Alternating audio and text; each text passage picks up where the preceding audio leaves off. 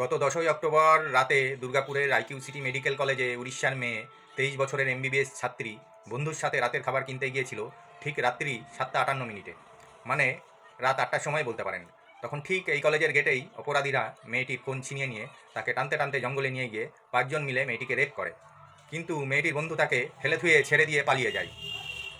মেয়েটির বন্ধুও সন্দেহের তালিকায় রয়েছে এবং বর্তমানে সেও পুলিশ হেফাজতে রয়েছে।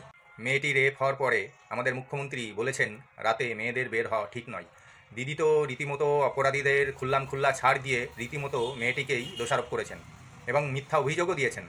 যেখানে ঘটনাটি ঘটেছে রাত্রি 7:58 থেকে 9:31 মধ্যে, সেখানে দিদি ঘটনাটি টেনে নিয়ে গিয়েছে রাত 12:30টার সময়, যাতে দিদির নির্যাতিতা মেয়েটির উপর দোষারোপ করতে সুবিধা হয় এবং বলতেও সুবিধা হয় যে কেন এত রাতে 12:30টার সময় মেয়েটি হোস্টেল থেকে বেরিয়েছিল। তিনি তার সরকার ও পুলিশের ব্যর্থতা ঢাকতে ঘটনাটির দোষারোপ নির্যাতিতা মেয়েটির উপর চাপিয়ে দিতে চাইছেন এবং যেহেতু সেটি একটি বেসরকারি কলেজ, তার উপর বিষয়টি ছেড়ে ফেলতে চাইছেন। মমতা ব্যানার্জি এই দুর্গাপুর রেপকাণ্ডে নির্যাতিতার প্রসঙ্গ টেনে কি বলেছেন একদম হুবহু আপনাদের সামনে তুলে ধরছি। তিনি বলছেন, বিভিন্ন রাজ্যের যে সমস্ত ছেলে মেয়ে পড়তে আসেন তাদেরও আমি অনুরোধ করব রাতের বেলা না বেরোতে, কারণ পুলিশ তো সবসময় জানতে পারে না কে কখন রাতে বেরিয়ে যাচ্ছে। বেসরকারি মেডিকেল কলেজেরও একটা দায়িত্ব আছে। পুলিশ তো বাড়িতে বাড়িতে গিয়ে বসে থাকবে না। কেউ যদি রাত 12:30টায় বেরোয়, কোথাও যায়, ঘটনাটা নিন্দনীয়, ঘটনাটা আমি একদম সমর্থন করছি না। যে যেখানে খুশি যেতে পারে, সেটা তার অধিকার, কিন্তু যারা হোস্টেলে থাকে তাদের তো একটা নিয়ম আছে।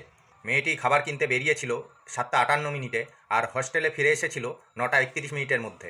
তাহলে ঘটনাটি এই সময়ের মধ্যেই হয়েছিল। আর আমাদের রাজ্যের মুখ্যমন্ত্রী ঘটনাটি রাত 12:30টার সময় হয়েছে বলে চালানোর চেষ্টা করেছিলেন। তাহলে আপনারা চিন্তা করুন আমাদের রাজ্যের মুখ্যমন্ত্রী কত বড় মিথ্যাবাদী। সেটা আবারও প্রমাণিত হলো ওনার এই কথার মাধ্যমে। উনি একবারও উনার পুলিশ প্রশাসনকে দোষারোপ করেননি।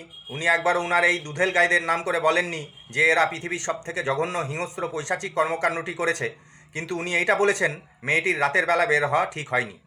2012 সালে park street rape case, 2013 rape কেসে শপিং মলের উপর দোষ চাপানো, 2015 রানাঘাটে রেপ, কাটোয়াতে রেপ, 2022 হাঁসখালি সন্দেশখালি, 2024 আরজি কর রেপ কেসের ঘটনা যা সারা পৃথিবীকে নাড়িয়ে দিয়েছিল, 2025 যাদবপুর কসবা ল কলেজ, আর গত 10ই October Durgapur IQ City Medical college.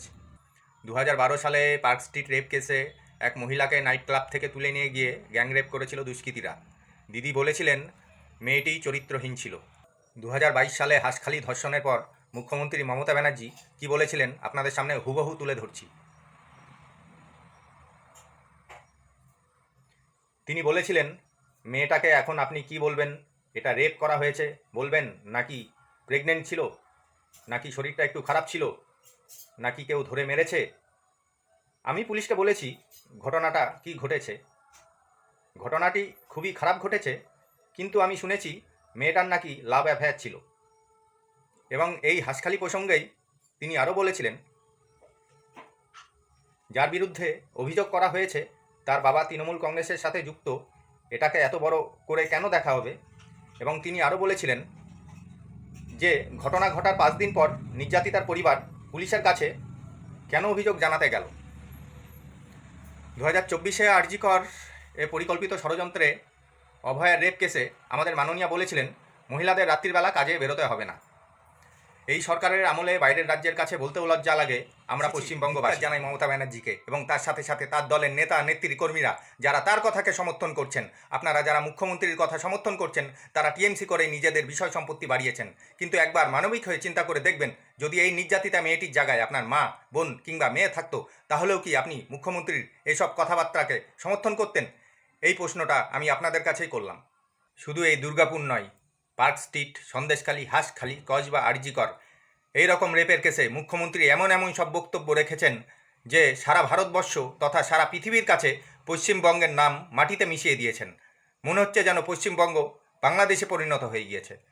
ভালো থাকবেন, আবার দেখা হবে পরের ভিডিও নিয়ে।